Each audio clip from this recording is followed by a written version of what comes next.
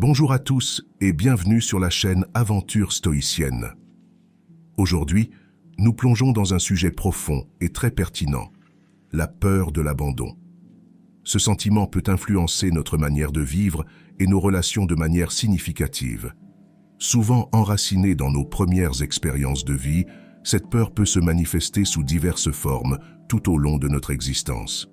Dans cette vidéo, nous allons explorer en profondeur l'origine de cette peur, son impact sur notre quotidien et comment la philosophie stoïcienne peut nous offrir des outils précieux pour la surmonter. La peur de l'abandon est une émotion complexe et profondément ancrée dans notre condition humaine, souvent présente dès les premiers jours de notre existence. Dès notre naissance, nous faisons l'expérience d'une dépendance vitale vis-à-vis de nos parents ou de nos soignants. Cette dépendance ne se limite pas simplement à la survie physique, mais englobe aussi notre développement émotionnel et psychologique. Dès nos premiers instants, notre besoin de sécurité et d'attachement joue un rôle fondamental dans notre bien-être global. Le lien que nous établissons avec nos parents ou nos figures parentales est donc essentiel pour notre développement global. Cette dépendance initiale crée une empreinte durable sur notre psyché et forme les bases sur lesquelles se construit notre perception des relations et de l'abandon. En grandissant, notre perception de l'abandon peut évoluer de manière significative. Les premières années de la vie sont marquées par une vulnérabilité immense et une dépendance totale. Une séparation, même temporaire, d'un parent peut engendrer une anxiété profonde qui se manifeste sous la forme d'une peur persistante de l'abandon. Cette peur n'est pas simplement une réaction passagère, mais peut se transformer en un sentiment profondément ancré qui évolue et se modifie en fonction des expériences de vie ultérieures. À mesure que nous vieillissons, cette peur peut se manifester de diverses manières en fonction des événements que nous vivons. Par exemple, un enfant traversant un divorce parental, une perte significative ou une instabilité émotionnelle dans son environnement familial peut développer une anxiété accrue vis-à-vis des relations futures. Ces expériences ne sont pas simplement des événements isolés, elles influencent profondément notre manière d'interagir avec le monde et de percevoir les relations. La peur de l'abandon peut ainsi s'intensifier avec le temps ou, au contraire, diminuer en fonction de la manière dont nous apprenons à gérer et à interpréter ces expériences. Aujourd'hui, nous allons plonger plus profondément dans cette peur en examinant ses racines fondamentales et en découvrant comment elle continue à influencer nos vies à l'âge adulte. Nous explorerons les mécanismes psychologiques et émotionnels qui sous-tendent cette peur, ses manifestations dans notre vie quotidienne, et comment la philosophie stoïcienne peut nous offrir des perspectives et des outils précieux pour la comprendre et la surmonter. Nous nous appuierons sur les enseignements des anciens philosophes stoïciens pour chercher des moyens de transformer cette peur en une opportunité de croissance personnelle et de sérénité intérieure. La peur de l'abandon a des racines profondément ancrées dans notre développement précoce. Dès notre naissance, nous sommes confrontés à une dépendance totale vis-à-vis de nos parents ou de nos soignants. Cette phase de dépendance est cruciale, non seulement pour notre survie physique, mais aussi pour notre développement émotionnel et psychologique.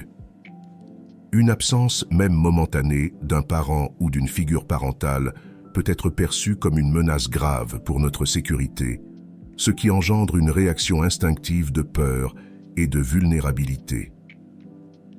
Les premières années de la vie sont marquées par une dépendance complète de nos soignants pour la satisfaction de nos besoins fondamentaux. Si ces besoins de sécurité et de confort ne sont pas adéquatement satisfaits, ou si nous vivons des séparations précoces de nos figures parentales, cette peur peut se renforcer et devenir une partie intégrante de notre manière d'interagir avec le monde. Cette réaction instinctive, bien que naturelle, laisse une empreinte durable sur notre psyché, influençant la manière dont nous développons nos relations futures.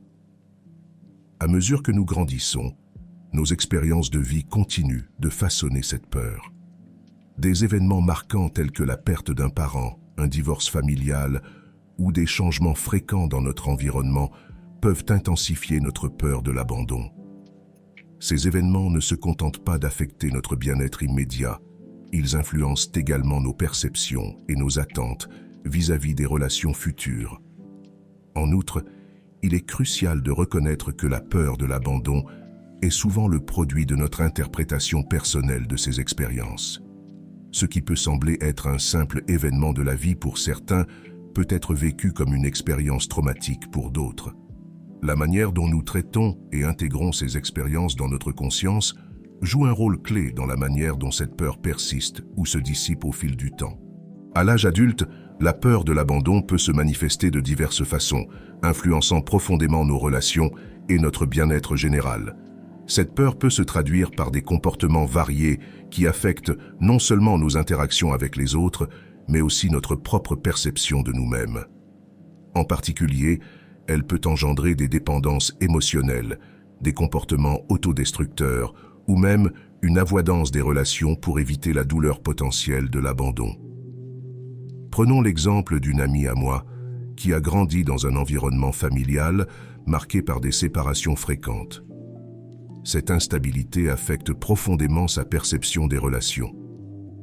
En tant qu'adulte, elle a développé des comportements tels que la surveillance excessive de son partenaire ou une dépendance émotionnelle excessive.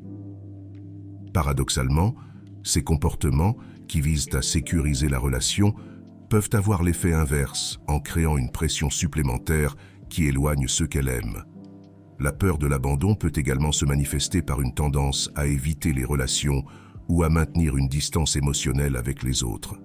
Cette stratégie de protection est souvent un mécanisme pour éviter la douleur de l'abandon potentiel, mais elle peut également conduire à l'isolement et à une difficulté accrue à établir des liens significatifs. En évitant les relations, nous pouvons protéger temporairement notre cœur, mais nous manquons également des opportunités de connexion et de croissance personnelle. De plus, cette peur peut affecter notre estime de soi et notre perception de la valeur personnelle. La crainte d'être abandonné peut engendrer des sentiments de doute et d'insécurité qui peuvent saper notre confiance en nous-mêmes et en nos capacités à former des relations saines et durables. Cela peut créer un cycle de dépendance émotionnelle et de doute de soi qui se renforce avec le temps, rendant la gestion de cette peur encore plus complexe. Ce cycle peut nous mener à des comportements autodestructeurs, où nous nous sabordons nous-mêmes dans nos relations par peur de l'abandon. En somme, la peur de l'abandon est une émotion complexe qui peut profondément influencer nos vies d'adultes. Elle peut se manifester de différentes manières et affecter divers aspects de notre bien-être personnel et relationnel. La compréhension de ses origines et de ses manifestations est cruciale pour pouvoir y faire face de manière constructive et pour développer des relations plus saines et plus équilibrées. Il est essentiel de reconnaître comment cette peur façonne notre comportement et d'identifier les schémas récurrents pour pouvoir les aborder de manière efficace. Le premier pas vers le détachement de la peur de l'abandon consiste à soigner les blessures du passé. Chaque individu porte en lui une histoire unique, et les racines de cette peur peuvent s'ancrer dans des expériences variées et profondément personnelles. Ces blessures peuvent être liées à des absences parentales prolongées, des ruptures amoureuses particulièrement douloureuses ou des traumatismes émotionnels que nous avons subis à différents moments de notre vie. Identifier et comprendre ces blessures est une étape cruciale pour aller de l'avant. Elles ont souvent un impact profond et insidieux sur notre comportement et nos relations actuelles. Il est fréquemment difficile et émotionnellement éprouvant d'affronter ces souvenirs douloureux et de reconnaître leur influence persistante sur notre vie présente. Nous pouvons ressentir une résistance intérieure, de la honte ou même de la colère en remettant en question ces expériences passées. Cependant, il est essentiel d'aborder cette introspection avec courage et ouverture. En mettant en lumière ces causes profondes, nous nous donnons la possibilité de commencer un véritable travail de guérison. Cela implique de déconstruire les schémas de pensée et les croyances qui nourrissent notre peur de l'abandon et de réévaluer les attitudes et comportements qui en découlent. Traiter ces blessures nécessite un engagement envers nous-mêmes, souvent avec l'aide de professionnels comme des thérapeutes ou des conseillers, ainsi qu'une attitude de compassion et de compréhension envers notre propre parcours. En abordant ces douleurs passées avec bienveillance et en cherchant des moyens concrets pour les résoudre, nous pouvons progressivement diminuer leur influence sur notre vie quotidienne. Ce processus de guérison nous aide à nous libérer des chaînes du passé et à nous ouvrir à des relations plus saines et équilibrées. En fin de compte, soigner ces blessures du passé est indispensable pour avancer vers une vie plus sereine et authentique. Cela nous prépare à développer une autonomie émotionnelle véritable, nous permettant de construire un avenir où nous ne sommes plus esclaves de la peur ou de la dépendance. En travaillant sur ces aspects, nous favorisons une croissance personnelle significative et ouvrons la voie à des relations enrichissantes, basées sur des fondations solides de confiance et de respect mutuel. Lorsque la peur de l'abandon devient excessive, elle peut mener à un hyperattachement dans nos relations, que ce soit en couple ou en amitié. Cet hyperattachement se manifeste par une dépendance émotionnelle excessive, où nous cherchons constamment l'assurance et la validation des autres pour apaiser notre anxiété. Ce besoin incessant de réassurance peut créer une pression insoutenable pour nos proches, transformant des relations qui pourraient être saines et équilibrées en dynamiques chargées de stress et de tension. L'intensité de cette dépendance émotionnelle peut non seulement affecter notre propre bien-être, mais aussi altérer la qualité des relations avec ceux qui nous entourent. Lorsque cette peur est trop envahissante, les comportements associés, tels que la surveillance excessive, les demandes constantes d'attention ou les déclarations répétées de besoins, peuvent être perçus comme oppressants et étouffants. Paradoxalement, cette peur, censée nous protéger de la douleur de l'abandon, peut en réalité aggraver la situation en éloignant ceux que nous chérissons. Les relations deviennent alors chargées de tensions, car le partenaire ou l'ami peut se sentir coincé dans une dynamique toxique où il est constamment sous pression pour combler les attentes irréalistes et les besoins émotionnels démesurés. Il est crucial de reconnaître que la vie est faite de rencontres et de séparations, et que la peur ne peut ni éviter le danger, ni préserver les relations. Au contraire, cette peur peut les mettre en péril en créant un environnement de stress et de dépendance. Pour maintenir des liens sains et durables, il est impératif d'apprendre à se détacher de cette peur, de développer une autonomie émotionnelle et de cultiver des relations basées sur la confiance, le respect mutuel et l'équilibre. En fin de compte, c'est en acceptant la nature éphémère des relations humaines et en travaillant sur soi-même que l'on peut bâtir des connexions véritablement épanouissantes et durables. Face à la peur de l'abandon, il est courant d'avoir tendance à essayer de contrôler ou de rechercher des garanties concernant les sentiments des autres, qu'il s'agisse d'amis ou de partenaires. Cette quête incessante de réassurance peut nous pousser à imposer des conditions sur l'affection que nous recevons, à chercher des preuves répétées de l'amour ou à recourir à des stratégies telles que le chantage affectif. Bien que cette démarche puisse sembler un moyen de protéger notre cœur contre une éventuelle rupture, elle est en réalité contre-productive. Chercher des garanties constantes ou poser des exigences ne fait que renforcer notre dépendance émotionnelle et notre anxiété, créant ainsi des dynamiques relationnelles néfastes et toxiques. Les personnes autour de nous peuvent se sentir étouffées, accablées par la pression de répondre à nos besoins incessants, ce qui peut paradoxalement accroître les risques de rupture ou d'éloignement. Pour véritablement transcender cette peur de l'abandon et créer des relations plus saines, il est essentiel d'apprendre à offrir de l'amour de manière inconditionnelle. L'amour inconditionnel est une forme d'affection qui ne repose pas sur des conditions ou des attentes spécifiques.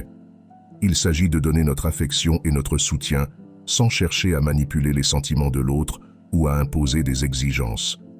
Cet amour est fondé sur le respect profond et l'acceptation de l'autre tel qu'il est, avec ses qualités et ses défauts.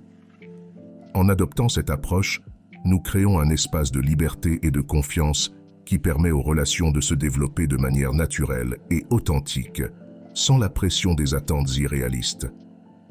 En effet, l'amour inconditionnel favorise des connexions plus profondes et sincères, car il est fondé sur une acceptation totale et un soutien véritable, plutôt que sur des conditions ou des exigences.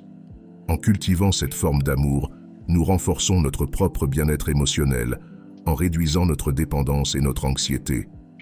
Nous favorisons ainsi des relations plus harmonieuses et épanouissantes, où les liens sont construits sur la base de la confiance et du respect mutuel, et non sur la peur ou la dépendance. En fin de compte, l'amour inconditionnel nous permet de vivre des relations plus authentiques et épanouissantes, en libérant nos interactions des chaînes de la peur et en cultivant une connexion véritable et durable avec ceux qui nous entourent. Les sentiments associés à la peur de l'abandon incluent souvent un profond sentiment d'injustice, un deuil ininterrompu de ce que l'on craint de perdre et une solitude écrasante. Cette peur peut nous faire ressentir que nous sommes victimes d'une situation injuste, amplifiant notre douleur et notre frustration, alors qu'en réalité, il s'agit souvent simplement d'une projection de notre propre anxiété. Le deuil que l'on éprouve n'est pas nécessairement lié à une perte réelle, mais plutôt à une anticipation constante et douloureuse de ce que nous redoutons de perdre. Cette anticipation peut créer un sentiment de perte continue, même en l'absence d'un événement concret. La solitude, quant à elle, est souvent exacerbée par notre besoin incessant de réassurance et de connexion avec les autres, ce qui paradoxalement peut nous éloigner d'eux, en nous rendant trop dépendants et exigeants. Il est crucial de prendre conscience que cette peur ne nous apporte que du mal et nous enferme dans un cycle de souffrance auto-entretenue. Nous devons reconnaître que cette dépendance émotionnelle ne fait que renforcer notre vulnérabilité et accroître notre anxiété. Pour sortir de ce cercle vicieux, il est essentiel de s'engager sur le chemin de l'indépendance émotionnelle. Cela implique de développer la capacité à trouver la paix intérieure en nous-mêmes, sans dépendre excessivement des autres pour notre bonheur ou notre sécurité émotionnelle. Travailler sur cette autonomie signifie apprendre à se connaître profondément, à cultiver la confiance en soi et à se fortifier intérieurement en acceptant que notre bien-être ne devrait pas être tributaire de la présence ou de l'absence des autres.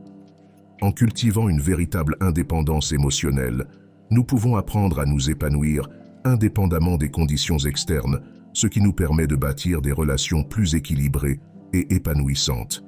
Nous apprenons à apprécier la présence des autres sans en dépendre pour notre bonheur, et nous développons une capacité à affronter les défis relationnels avec sérénité. En fin de compte, cette autonomie émotionnelle nous offre la possibilité de vivre une vie plus sereine, authentique et enrichissante, où nous sommes libres de nous engager pleinement dans des relations significatives, tout en restant ancrés dans notre propre équilibre intérieur. La philosophie stoïcienne, développée par des penseurs comme Marc Aurèle, Épictète et Sénèque, offre des perspectives et des outils précieux pour aborder des émotions complexes telles que la peur de l'abandon. Pour comprendre comment les enseignements stoïciens peuvent nous aider à surmonter cette peur, il est essentiel de plonger dans les principes fondamentaux du stoïcisme et d'examiner comment ils s'appliquent à notre expérience de la vie. L'un des enseignements clés du stoïcisme est la distinction entre ce qui est en notre pouvoir et ce qui ne l'est pas. Épictète, un philosophe stoïcien influent, nous rappelle que nous ne pouvons contrôler que nos propres pensées, actions et réactions, mais nous ne pouvons pas contrôler les actions des autres, ni les événements externes. Cette distinction est cruciale pour gérer la peur de l'abandon. En reconnaissant que certaines choses échappent à notre contrôle, nous pouvons orienter notre énergie vers ce que nous pouvons influencer, réduisant ainsi notre anxiété et notre souffrance. Lorsque nous faisons face à la peur de l'abandon, elle est souvent liée à des anxiétés concernant des aspects de notre vie qui échappent à notre contrôle, comme la fidélité des autres ou leur engagement envers nous. Les stoïciens nous enseignent que se concentrer sur ce que nous ne pouvons pas contrôler, comme les comportements des autres ou les résultats futurs, ne fait qu'augmenter notre anxiété et notre souffrance. En revanche, en mettant l'accent sur ce qui est sous notre contrôle, nous pouvons réduire notre souffrance et améliorer notre bien-être. Appliquer cette distinction dans la vie quotidienne implique de reconnaître que nous ne pouvons pas garantir que les autres ne nous abandonneront pas. Cependant, nous pouvons contrôler notre réaction à cette éventualité. Par exemple, si nous nous sentons abandonnés ou rejetés par quelqu'un, nous pouvons choisir de ne pas laisser ces sentiments déterminer notre état émotionnel ou notre comportement. En acceptant que l'abandon est une possibilité que nous ne pouvons pas contrôler, nous libérons une partie de notre anxiété et renforçons notre résilience. Un autre concept fondamental du stoïcisme est l'idée d'indifférence aux choses extérieures. Les stoïciens croient que notre bonheur ne doit pas dépendre des circonstances extérieures qui sont souvent hors de notre contrôle. Marc Aurèle, dans ses Pensées pour moi-même, souligne que notre paix intérieure ne doit pas être perturbée par les événements ou les actions des autres, mais doit plutôt reposer sur notre propre réaction intérieure. En nous concentrant sur ce que nous pouvons contrôler et en acceptant ce que nous ne pouvons pas changer, nous renforçons notre stabilité intérieure. L'indifférence stoïcienne ne signifie pas une absence d'émotion ou une indifférence froide aux autres. Plutôt, elle implique une maîtrise de soi face aux événements extérieurs. Lorsque nous nous accrochons à des choses extérieures pour notre bonheur, comme les relations ou les possessions matérielles, nous nous exposons à la douleur et à la déception lorsque ces choses sont menacées ou perdues. En cultivant une forme d'indifférence, nous cherchons à nous ancrer dans notre propre valeur intérieure et notre propre intégrité, indépendamment des circonstances extérieures. Pour mettre en pratique l'indifférence aux choses extérieures dans le contexte de la peur de l'abandon, il est utile de se concentrer sur ce que vous pouvez contrôler, votre propre attitude et vos actions.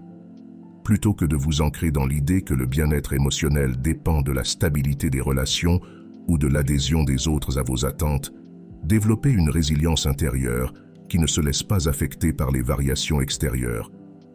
Par exemple, en cas de rupture ou de séparation, au lieu de vous concentrer sur la douleur de l'abandon, concentrez-vous sur la manière dont vous pouvez gérer cette situation avec dignité et équilibre. Les stoïciens recommandent également la pratique régulière de la réflexion et de la méditation pour cultiver une compréhension plus profonde de soi-même et de ses émotions. Épictète et Marc Aurèle prônent des exercices de méditation et de réflexion pour renforcer la maîtrise de soi et la résilience face aux difficultés. Ces pratiques permettent d'examiner nos pensées et émotions de manière objective et de développer une attitude plus sereine face aux défis. En intégrant ces pratiques dans notre quotidien, nous pouvons créer un espace intérieur de calme et de clarté, nous aidant ainsi à mieux gérer nos émotions et nos relations. La méditation stoïcienne implique souvent la contemplation de la nature éphémère des choses et l'acceptation de l'incertitude. Les stoïciens encouragent à réfléchir sur la nature transitoire des événements et des relations, en méditant sur la fugacité de la vie et sur la nécessité d'accepter l'imprévu. Nous pouvons diminuer notre anxiété face à la possibilité de l'abandon. Cette approche nous aide à développer une perspective plus équilibrée, nous permettant d'accepter les hauts et les bas de la vie avec une plus grande sérénité. Les exercices de réflexion stoïciens, comme la Praemeditatio Malorum, prévision des maux, nous invitent à imaginer les pires scénarios possibles et à nous préparer mentalement à les affronter. En visualisant les possibilités d'abandon ou de perte, nous pouvons nous préparer émotionnellement à ces événements et réduire leur impact lorsqu'ils se produisent réellement. Par exemple, en pensant à la possibilité d'une rupture avant qu'elle ne se produise, vous pouvez développer une stratégie pour gérer la situation avec sérénité et éviter d'être submergé par l'émotion lorsque cela arrive. Ce processus de préparation mentale nous permet de nous renforcer intérieurement et de nous préparer à faire face à l'incertitude avec plus de courage. Pour traiter la peur de l'abandon, il est essentiel de faire un travail d'introspection. Cela implique de comprendre les origines de cette peur dans notre propre histoire. Peut-être un parent absent, un divorce familial ou une perte importante a-t-elle marqué notre vie. Identifier ces événements et comprendre comment ils ont façonné notre peur peut être un premier pas crucial vers la guérison. Il est utile de se poser des questions comme « Quels sont les moments de ma vie où j'ai ressenti le plus fortement la peur de l'abandon ? Quelles étaient les circonstances et comment ai-je réagi ?» Ce processus de réflexion peut nous aider à identifier les schémas récurrents et à développer des stratégies pour y faire face. En explorant ces aspects de notre passé, nous pouvons mieux comprendre les dynamiques qui influencent notre comportement actuel et travailler à les modifier de manière constructive. En résumé, la peur de l'abandon est un sentiment profondément ancré dans notre expérience humaine, souvent cultivée dès notre plus jeune âge. En comprenant ses origines et en utilisant les outils de la philosophie stoïcienne, nous pouvons commencer à la surmonter. La clé réside dans la distinction entre ce qui est en notre pouvoir et ce qui ne l'est pas, la pratique de l'indifférence aux choses extérieures et le travail d'introspection pour mieux comprendre notre propre histoire. Merci d'avoir été au rendez-vous pour cette vidéo. J'espère que ces réflexions et conseils vous aideront à réussir et à vivre une vie plus épanouie. Pour soutenir notre chaîne gratuitement et nous encourager, laissez-nous un merci en commentaire. Vous pouvez également aimer cette vidéo et vous abonner à la chaîne pour ne manquer aucun épisode. Ensemble, nous pouvons continuer à grandir et à nous développer sur cette aventure stoïcienne. À bientôt sur la chaîne Aventure Stoïcienne.